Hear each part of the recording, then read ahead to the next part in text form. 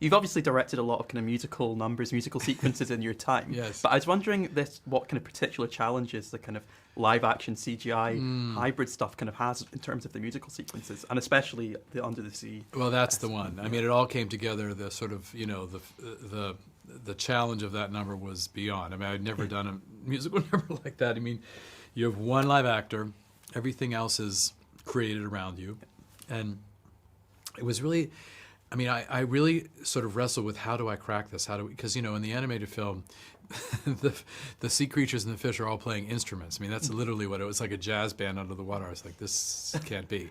We're trying to create a somewhat photoreal, world down there where you can really believe that you're there. And so what I did was I remembered that Walt Disney had actually worked with the Ballet Russe when he did Fantasia, the whole Nutcracker Suite sequence.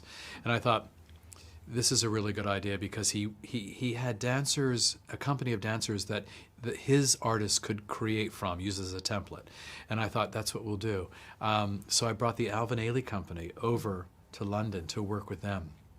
And it was fantastic because, we had chosen which sea creatures we wanted to work with, but then they could sort of replicate their moves and how they would move, and we could choreograph on them. Then our artists used them as a template to create this number. And so and we did storyboards and pre-visualization with it, but it was like this massive combination of things to create this musical number out of nothing, with one live actor, Yeah. So it was daunting. It was the one that I said, we have to crack this one. It's a big musical number, and it's the Oscar-winning song. Yeah. So I thought, so I'm particularly proud of what we were able to accomplish with that. Yeah, this version of the film is broadly quite kind of faithful to the original animation, although there are obviously some changes in there. Yes. I was wondering, when you first kind of got brought in to direct the film, Yes. what were your kind of first instincts about things that could be deepened from the original or things that could be added? Well, I went back to the Hans Christian Andersen tale because I really wanted to see where it came from and how it started. And it was fascinating to see that story. It's a very modern story, even back in the 1830s, about a young girl who feels she doesn't fit in, she feels displaced, she wants a life in a different world. She's not afraid to go on this journey. She's not afraid of the other, the different people, the humans in this case, and I loved how it was saying, a young spirit like that can bridge the worlds, bridge her from her world to that world, and not be afraid of it. It was really about tolerance and acceptance, which I felt was so timely in our sort of increasingly divided world.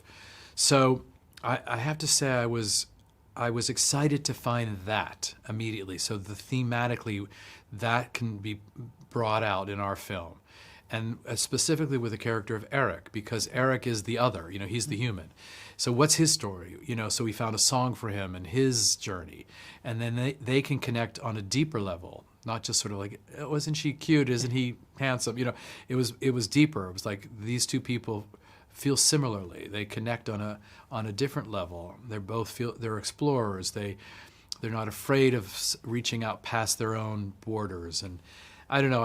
It was wonderful to discover how we could, right from there, you have a Romeo and Juliet-esque tale. So you can actually expand and deepen the story right then already. Yeah, and I just want to quickly ask about Halle Bailey as well, because Yeah. it's such an incredible performance. And Thank I think you. I read, is this right that she was the very first person to audition for the role? Very first. I'd seen her on the Grammys. Yeah.